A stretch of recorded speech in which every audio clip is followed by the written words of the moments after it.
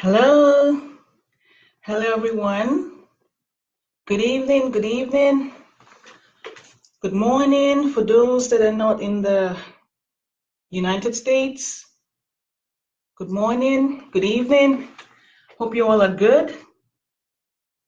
My name is Ochuko Dasimaka. I know we have like 1 minute left to start the live video. So I want to give time to as many of you as possible to join the live video.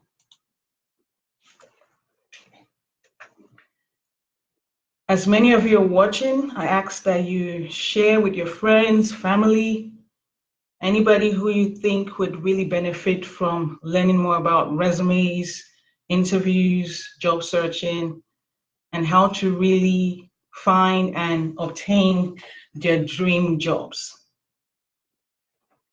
Once again, my name is Ochuko, and I'm the CEO and owner of Career Heights Consulting, Inc., a resume writing and career coaching company. It's my goal to really help build professionals and help job seekers to find and obtain their dream jobs. I've been doing this for several years now, and I've worked with so many professionals across different functions and industries. So this is the opportunity that we all have to learn a bit more about ourselves and for me to answer any questions that you all have asked already. We've been advertising for a while now. We've been sharing, we've been posting, and we've been asking for questions and for feedback. So I have some questions here that I'll be answering tonight. And if anybody would love to learn more about job searching and how to really get their dream job, please connect, join in the live video so that we can share our knowledge together. And hopefully you can learn some things that would really help you make a successful career transition. I'll wait a few more minutes to see who joins the video, and then I would continue. Let's wait and see who joins.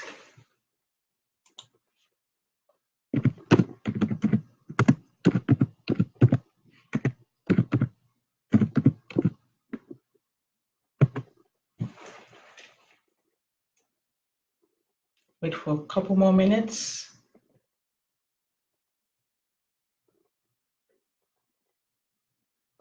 Hello, hello, hello. I hope you all are safe in the Houston area. I know it's really raining out there. Hello, Salman. Miriam Salman, how are you? I hope you're doing good. Where are you connecting from? Can you hear me? If you can hear me, just wave or something. Like, say hello back so that I can be sure that you can hear me very well.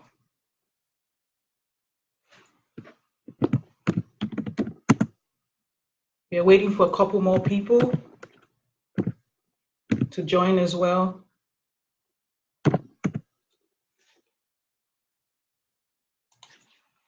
Miriam, where are you connecting from? Are you in the Houston area or are you somewhere else?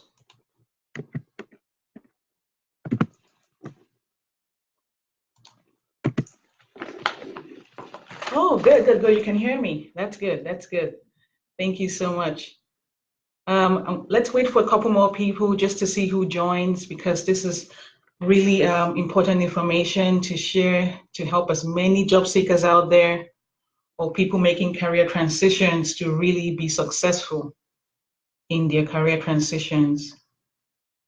Let's see, let's wait maybe like 3 to 5 more minutes and then I'll start. Thank you again for joining in. I really appreciate that. And anybody else who's watching, if you can connect and share with your friends, your loved ones, whoever you think would really need help in their job search or really finding that job, please connect and share and like the video as well. Let's give it 4 more minutes and then we can start. Thank you.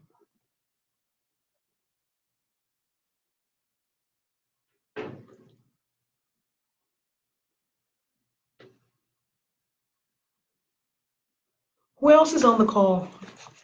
Okay. So that we had somebody else.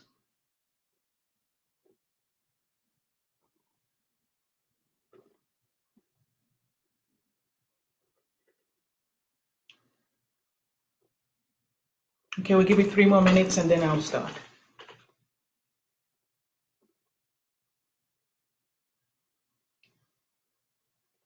Miriam, can you still hear me?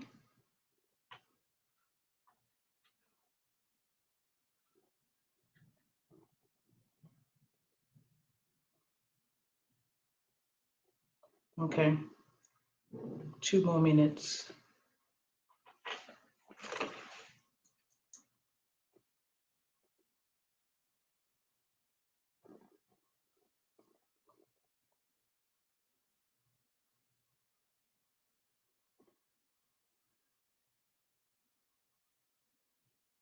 Okay.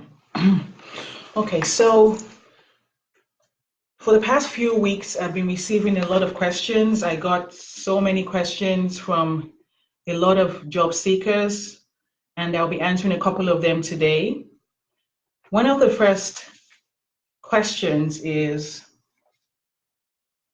I have reformatted my resume more times than I can count over the past 6 months, and I still haven't heard from the majority of the places that I've applied to.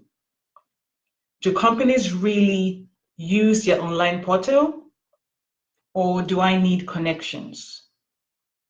My answer to this is yes, a lot of companies still use their online portals, and it's called the applicant tracking system. A lot of people know about it, but some do not know about that. It's a HR software or tool that a lot of large-size companies use, and even mid-size companies now as well. So it helps the recruiters to compare all the resumes that people have submitted for applications to the job description that he or she is trying to fill. And that's how they can filter through the resumes and identify a few people that they want to interview. So on average, companies could get like 500 applications for one open position. But if your resume doesn't have the right keywords or the right competencies, your resume is not likely to be found by the recruiter. That's one of the reasons why a lot of people could apply online for days, for weeks, and they never get interviews, even though they're qualified, even though they have the correct experience. It might be because their resume doesn't have the keywords or competencies that it needs to have to enable them really get those interviews. So it's called the applicant tracking system, and it's something that a lot of companies will continue to use. And it's very important that when you write a resume, your resume has achievements, but your resume also has the skills, the competencies, and the kinds of words that the job description has, so that you can actually get more interviews whenever you apply online. But it's not only that, guys. Like, whenever you apply online, it's not enough for you to apply online and wait for someone to call you. It's really important that you also make those connections. And one of the ways to make connections is by using LinkedIn. If you have a LinkedIn account, does anybody out there have a LinkedIn account? Because LinkedIn is really good, wonderful. I see. Miriam, you have a LinkedIn account. That's good, because LinkedIn is really important for job searching nowadays. And one of the things that recruiters check when they are trying to see if they want to call you for an interview, or if they even want to run a background check on you, they check out your LinkedIn profile. And so you want your LinkedIn profile to be strong. You want your LinkedIn profile to have the same message that you have on your resume. And preferably you want to have a nice picture there as well. So LinkedIn is somewhere where you can go to actually find a potential recruiter and or a hiring manager. So somebody who might be your boss or your potential boss that you may want to connect with. Because the fastest way to get a job is to figure out how you can get in contact with the owner of the job, and that's the hiring manager. A recruiter is great, but the hiring manager is actually best because he or she is the person that will be determining if if you should actually get the job or not. So yes, you need to make connections, and that should be after you've applied for the job already. And the applicant tracking system is something that companies use and will continue to use. So if you have questions as I'm speaking, please feel free to ask. I'll be going through the other questions on my list, but just feel free to ask questions. I'll be answering as much as I can as well. So the next question here is says, what is the real purpose of a phone screen, and what are the best things to say?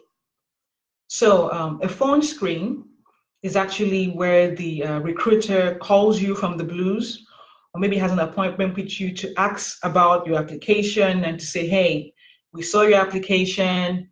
We want to talk a bit more about you and the position. So a phone screen is the first level, really, of the interview. And what's the purpose? So the purpose of a phone screen, if you ask me, is to see if you're a good fit for the job. The recruiter wants to see if you are the kind of person they're looking for, and if they like you enough to want to meet you face to face. Because typically, the next step in the interview is the face-to-face interview. So the recruiter wants to check if they like you enough, if you're someone that they want to meet face to face. And they also want to check, is your resume compatible with their job description? Your experience, your skills, and your background, is it aligned? Is it similar to what they're looking for in their job description? So what you should really do there is to make sure that you look at your resume and you look at the job description and you compare beforehand so that you can highlight those things that you've done in your career, right? Your achievements, whatever you've been doing in your work so far, projects that you've worked on that will show the recruiter that you're actually a good fit for the job, right? One of the things you have to do really is to smile. You have to smile, you have to sound happy, likable. You have to go to a place that is quiet, so that the recruiter can actually hear what you're saying and you have no distractions. You have to just make sure that they like you, because that's the whole idea. You want to be likable. You want them to like you enough to want to meet you face to face. So yeah, so that's the purpose of a phone screen. And the best thing to do is to really just make sure that you sound happy, you're friendly, you're confident, and you also can show the recruiter why you're a good fit for the job. But also practice questions, right? Answers to questions like, tell me about yourself, right? Tell me about yourself is a very, very popular question that a lot of recruiters ask. So that's something that you have to prepare for. Have any of you out there heard that question before? It's quite popular though. Tell me about yourself. So that's something that you have to practice and know how to answer, because you're going to be having to answer that question a lot of times. And essentially what you need to do with that question is basically be able to explain to them in like 5 minutes why you're a good fit for the job, what your background is like, and how you think you can add value to their company. So let's go to the next question. If any of you has questions, please feel free to send them in. I'll answer as much as I can, and share the video as well with anyone that you think needs to hear this. So the third question here that I'll be answering is, I have an interview coming up with a company that is a bit different from the rest of my work. How can I make sure to show that I'm interested in the field? I was laid off from my last job, so I'm worried that they will see I have been unemployed for 3 months and I'm just trying to get a job instead of really being interested in their company. So the question here is, how do you show a company that you're interested in them, even though you don't have the right experience for the job, or your experience doesn't really align with the job? How do you show a company that you're really interested in working with them and you are a good fit for the job? So this happens a lot, right? There are lots of people that want to change careers, that want to do something else from what they typically are doing. So one of the things you could do here is show them your passion, right? Be able to explain to them why. Why do you like, for instance, marketing or something? Why do you want to change from sales to marketing? Or why do you want to change from accounting to being a financial advisor, for example? Or maybe, why do you want to be in human resources like me, right? So you have to be able to explain to them what's the reason. Why do you want the job? What interests you about the job? Why do you like your company? And that's something that you have to really learn from research. You can go on their website, you can go on Google and find out more about the company and tell them what you like about your company and why you want to do that job. Not only should you tell them about the passion you have, but you should also tell them how the work you've done so far might relate to that. So perhaps not everything you've done would relate to the job that you want to do now, but maybe some things, some projects, some freelance work, something to essentially show them. Oh, hello, Priye. Hi, Priye. How are you doing? I'm just scrolling down now. Hi, Miriam. Okay, you said, do I know someone in Saudi Aramco? Yeah, I know a couple of people in Saudi Aramco. And yes, you also said a lot of recruiters ask the question, tell me about yourself. Yes, that's true. Sorry for my late reply. I'm just seeing all the comments now. They're just, coming down. Yes, so yes, I know someone, and maybe we can talk about it after the call. Let me learn a bit more about you and see what I can do to help you as well. Yes, so back to answering the question, right? So it talks about so how do you show that you're a good fit for the job? So yes, you show your passion, and you also show them that some things that you've done could relate to the kind of job you want to do now. Show them the connection. Show them the connection, and you also want to show them that you understand a bit more about their industry. So do some research. Do research on their industry. Do research on the company itself. Be able to tell them a bit about what they do, what you know about what they do, what the typical challenges are in their industry, and how you can help them solve problems.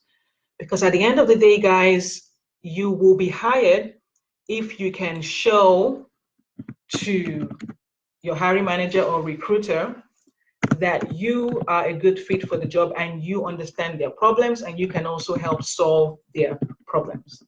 That's really the best thing to do during an interview, to show that you really can do the job. Trying to reply to Miriam here. Yes, so my fourth question, and first of all, guys, do you understand what I've been saying? Do you have any questions? Any questions for me so far? Do you understand most of what I've been saying already? Okay, so the fourth question is, what are some of the most common mistakes? What are some of the most common resume and interview mistakes that people make? So so let's start with the resume first, right? So resume mistakes. What are some of the most common resume mistakes that people make? So one of the first ones is using an objective statement. A lot of people still use objective statements, and that's really something that is, should I say, old school. That's something that is not used very often nowadays. An objective statement is something that used to be used maybe like 20 years ago or so. So right now, you're not telling the company what you want, but you're telling the company what you're about and how you can help them. So it's better to use a professional summary than an objective statement. A professional summary is more of a summary of who you are as a professional, what you do. Hi, hello. Hi, Miriam, you're still here. Thank you so much for watching. I see, let me like, yeah, okay, good. So you need this professional summary, something that would really show the employer who you are, what value you bring to the table, what are your key skills, and how you can actually help them solve whatever their problems are, right? So it's all about saying how you maybe help companies increase revenue, how you help to enhance employee engagement, how you help improve processes, how you maybe help the company save money or save time. Something that you do for companies that you know you're really good at, it's what should be on your resume. And that should be one of the first things that recruiters and hiring managers see. Very important, the professional summary. And the next one is achievements. I have worked with, wow, I think right now I've worked with over 1,500 people so far. And a lot of them have duties and responsibilities. So they say, I've done X, Y, and Z, A, B, C. You know, they basically list everything that they've done, but they do not put achievements down. So an achievement is not really awards that you've won. Achievements are really more about showing how you've really helped the company, how you've impacted the bottom line of the company, how what you've done actually has made a difference. Those are achievements. What problems have you solved? How have you solved the problems? And what kind of results did you get for the company or the business or your team? So those are the kind of things that employers want to see. Employers don't want to see duties or responsibilities, because what makes you different from the next person, right? So if you have duties and responsibilities and the next person has the same thing, what makes you different? What makes you unique?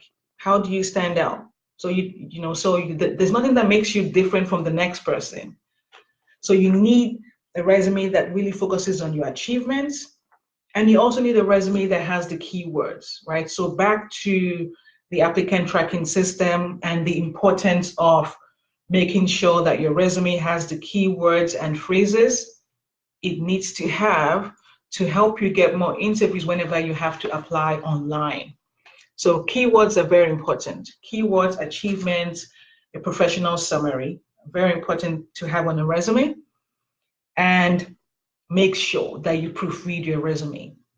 No matter how great you think your writing is or the content of your resume, please make sure that you are proofreading your resume once, twice, thrice. Just make sure that you do that, because a little error like an omission of is or was could actually make the recruiter not call you for the interview.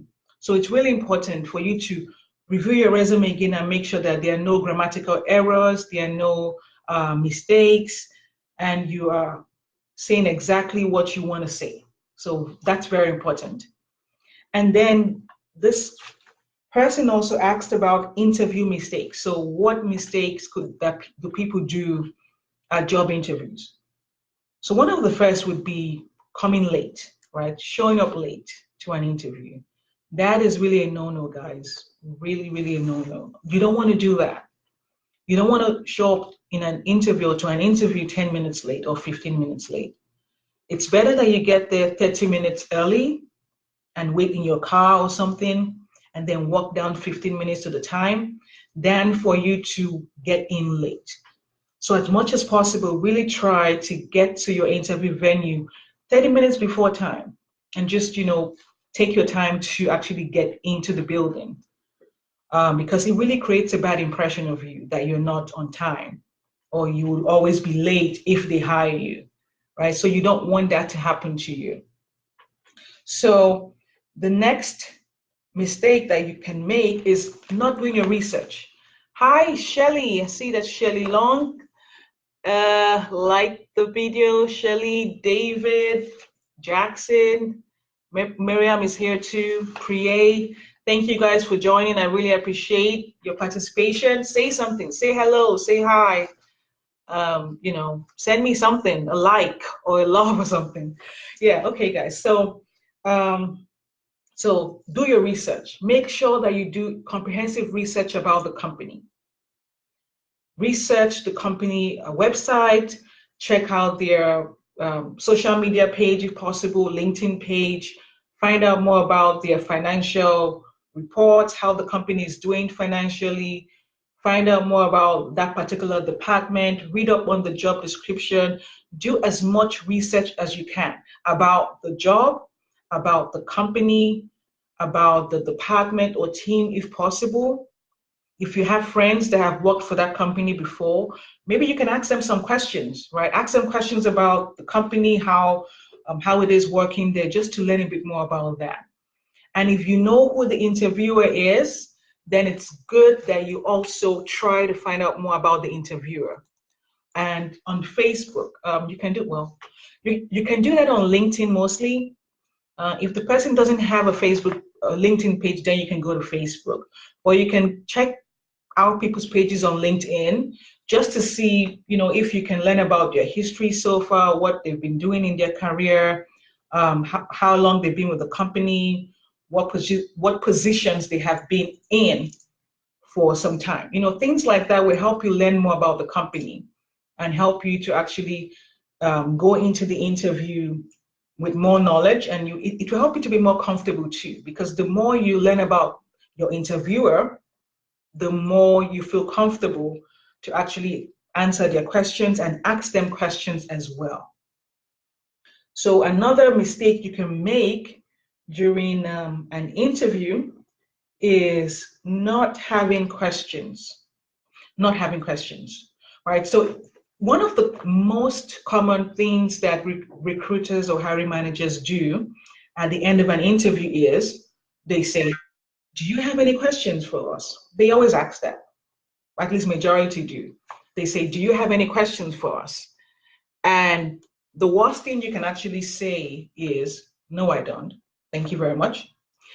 That is really a wrong response. You don't want to say, I don't have questions. You want to at least go into the interview with maybe 3 to 5 questions of things that you want to find out more about. It could be about the company, about the job, about your interviewer as well. Go in with questions. Prepare your questions beforehand. Make sure that you're asking them about the job. So things like, you can say things like, so can you tell me about a day in the life of a person in this role? What are some of the things that you would like me to do when I join the company, or if I join the company? You can also ask them questions like, can you tell me more about yourself and why you joined this company in the first place? What is it about the company that actually makes you like it and has actually made you stay all this while? Those are questions that will make them understand that you're a very smart person and you want to learn more about the company and about the opportunity. You can ask more about the team, ask more about the typical challenges of the role. What are the problems you're having? What is one of the reasons why they really need this position filled? What are some of the projects that you will be working on if you were hired? You can even ask about the culture. What's the culture of your company? What do you guys believe in, and how do you actually engage your employees based on the culture? You can ask questions like that. So always have questions that you prepare. I would say go with 5 questions or more, but have at least 5 so that you can always ask questions at the end of the interview to show your interest in the company and the job, and to also show that you've done your research and you are a smart person, which you are, right? So another mistake that you can make is talking too much, right? So lots of people can talk and talk and talk and talk and talk, and they keep talking and they never really listen to the questions that they're being asked. Or they try to answer the questions, but because they're nervous or anxious, they just keep talking and they never really answer the question. So you don't want to be that kind of person, guys. You really want to be someone that listens and is able to talk and answer the questions intelligently, but not talk too much to the point where you actually go off, what we're supposed to be saying. So watch out for that. Talk, but speak in moderation, listen more so that you can answer the questions correctly and wisely too. And then the last, mistake I would say would be not being a problem solver or not showing the company that you are a problem solver. So what does that really mean? It goes back to what I said earlier about you need to show the company that you can solve their problem. But if you do not know what their problem is, you can't really solve the problem, right? If you don't know what the problem is, you can't really solve a problem. So you have to ask them at the interview and say, what are some of the challenges you're currently going through in this company or in this department? What are some of the problems you have? Get them to tell you what their problems are so that you can respond and tell them how you can help them solve their problem. Or you can tell them what you've done in the past that would actually help that could actually help them solve the problem. So say, for example, this is how I solved this problem in my company that I worked previously. This is how I would solve it in this case if I were hired. So tell them what you would do to solve their problem. Jobs do not exist just to pay somebody, right? So no company just creates positions to create positions. Jobs exist to solve problems, and hiring managers hire people that show that they can help them solve problems. So remember that, guys. Jobs exist to solve problems. Show the hiring manager that you can solve their problem or their problems, okay? Then another question here, I would say the fifth question is, I had a third round of interview about 3 weeks ago, and I haven't heard back from the team. I really do not think they intend to hire me, and there has been a significant time delay between all the rounds. The problem is my current company just offered me a staff contract, and I'm currently freelance. And I have to get them an answer by the end of the week. What is the best way to follow up with the company I'm interviewing with? So I get this question all the time. What is the best way to follow up after an interview?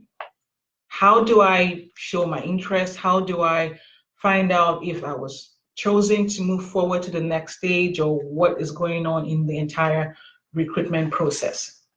So one of the first things I would say, so that you avoid getting to this point where you're thinking, oh, wow, when do I follow up? Am I following up too early, too soon, too late? Am I doing it the right way? Just ask and say, can you tell me a bit more about your recruitment process and the timeline? Ask about that. Can you tell me more about the recruitment process and the timeline? How can I find out more about when you would be getting back to me? So you can ask and say, can you tell me a bit more about the timeline, how soon you plan to hire someone, and when should I expect to hear back from you? If you ask that question, they may say, okay, we are still interviewing people. We plan to finish this interview process in about 2 weeks or so. So you should be getting, we should be getting back to you in about 3 weeks. So now you know that you should check in on them in 3 weeks from now, right? Or 3 weeks time. But if you don't ask this question, you would not know exactly when the right time is to follow up. So try as much as possible to ask and find out what the timeline is and when they expect you to follow up, so that you can follow up at the right time. And there are many ways to follow up. If you have their email addresses, you can send them an email. You can send them an email and just say, hey, my name is, John Smith. I interviewed with you on Monday, June 15th. Say a bit more about what the role was about again and what you liked about the role, and maybe say, I'm really interested in working with your company. And I would like to learn more about where you are in the process. Can you tell me a bit more about where you are, or give me some feedback about my interview? Just ask so that you know exactly where you are and you know if you have to keep waiting for the company or if you can move on to another job. And I always tell job seekers, just because you have an interview doesn't mean that you have to stop looking for a job. Just because you have an interview or two interviews or three interviews with three companies doesn't mean that you should stop looking for a job. Keep going, keep applying, keep job searching, keep moving, keep getting those interviews until you get the job offer. Because you don't really have a job unless you have the job offer in your hands. The written paper in your hands is what you have as proof that you have a new job. So please do not put all your eggs in one basket. Keep applying, keep moving forward, keep getting those interviews, and keep moving. The only time you should stop applying for jobs is if you've gotten the job offer, the paper in your hands, and if you're happy with the kind of job you have. So please, don't put all your eggs in one basket so that you will not be disappointed and so that you will not be upset if you don't get the job. And the other question here is,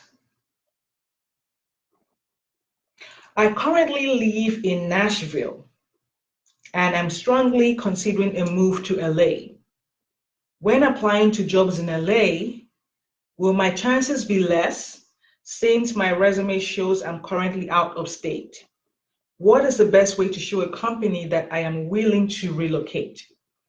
This comes up a lot, right? So how do I apply for jobs that are out of state? For example, I'm in Texas.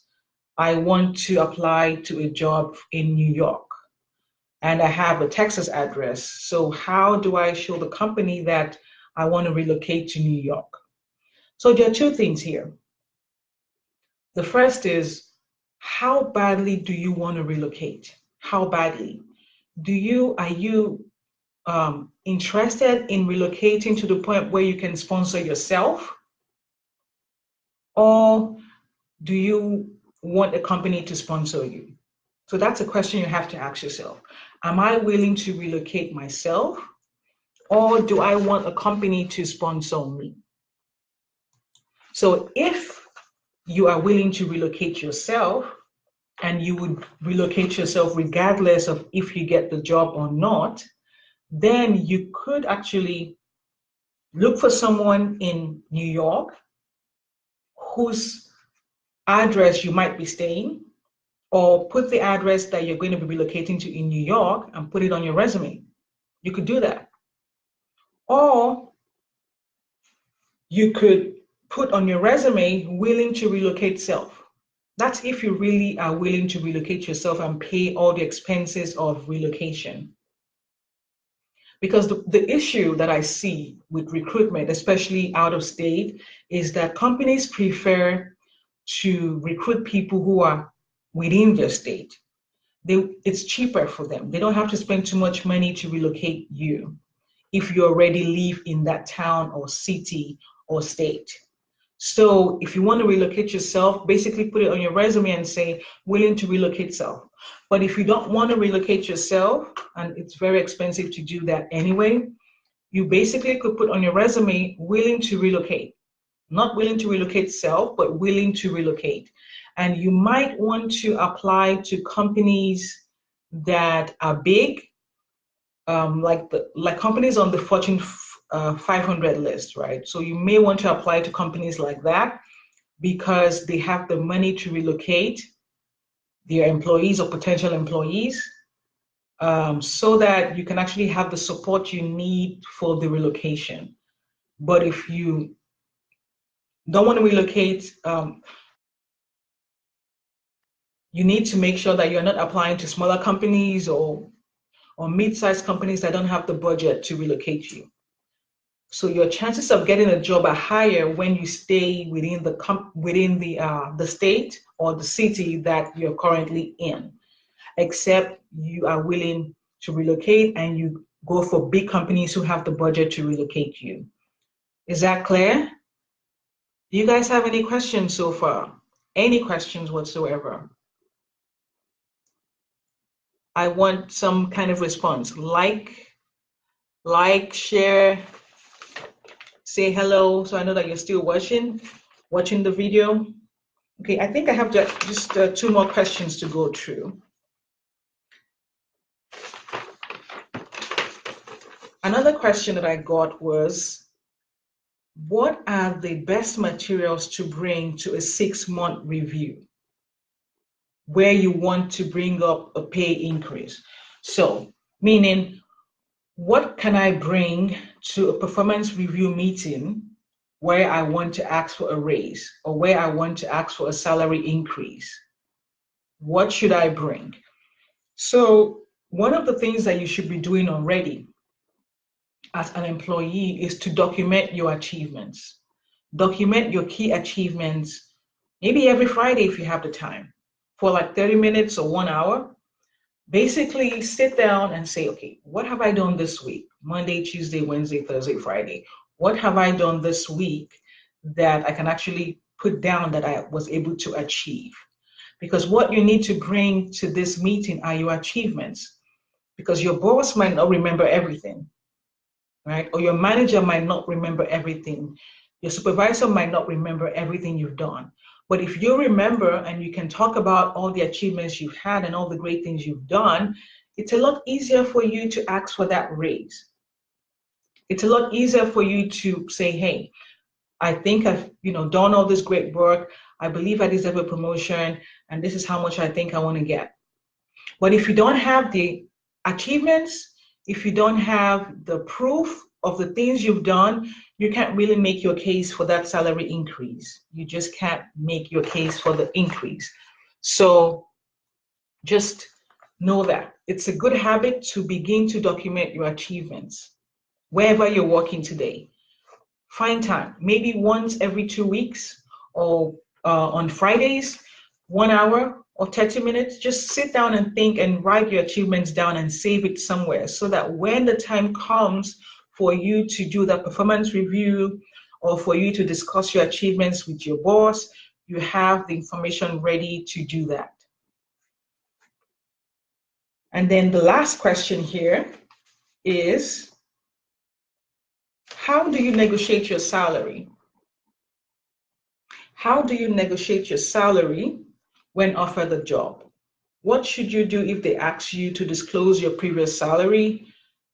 It's illegal to do that in my state, but it has happened before. I felt put on the spot, so I answered, and I think it resulted in me getting a lower offer.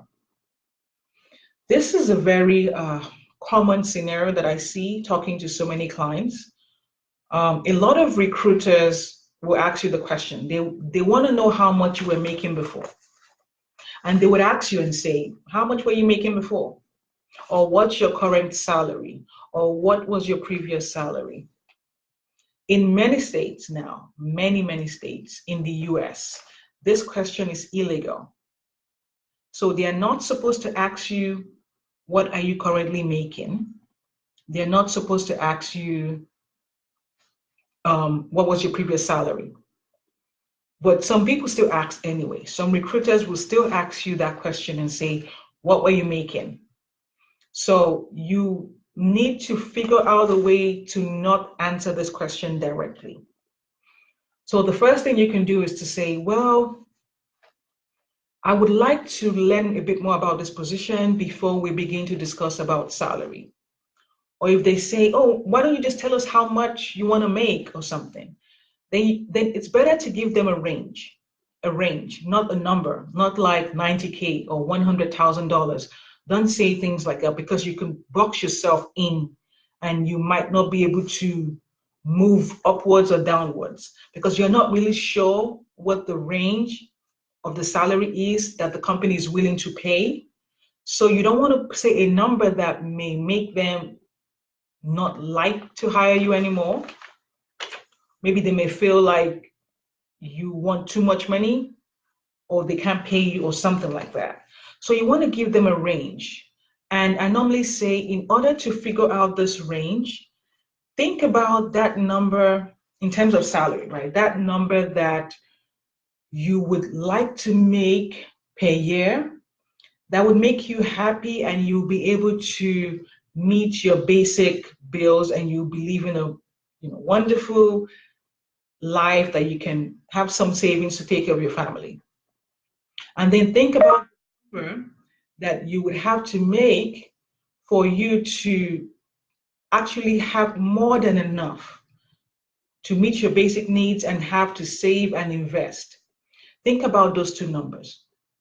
The number that you need to live your life and just be happy and content should be the lower range, should be your lower number.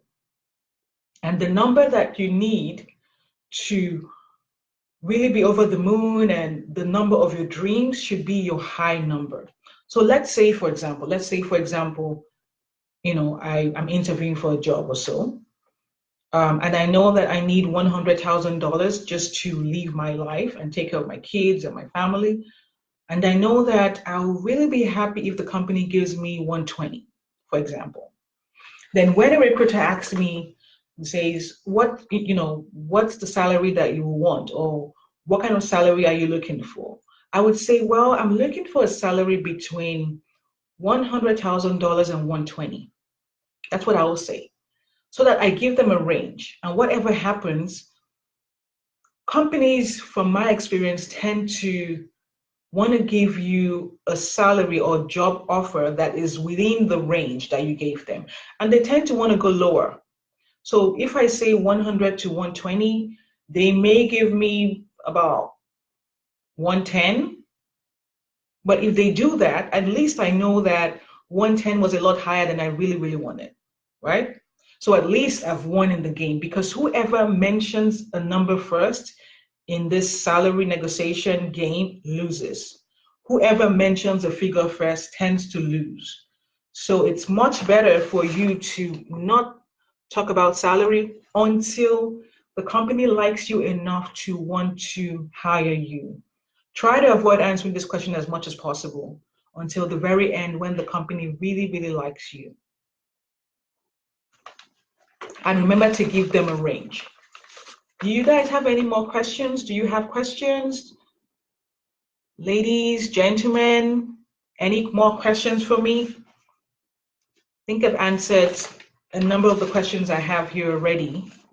And I know we've really past the time that we're supposed to be speaking, but I wanted to be able to answer as many questions as possible.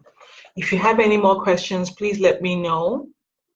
Let me know. I'll be here for a few more minutes. Any questions, any comments, any concerns, anything that you're currently going through right now in your job search that you need help with? Any questions? I'll wait for a few more minutes.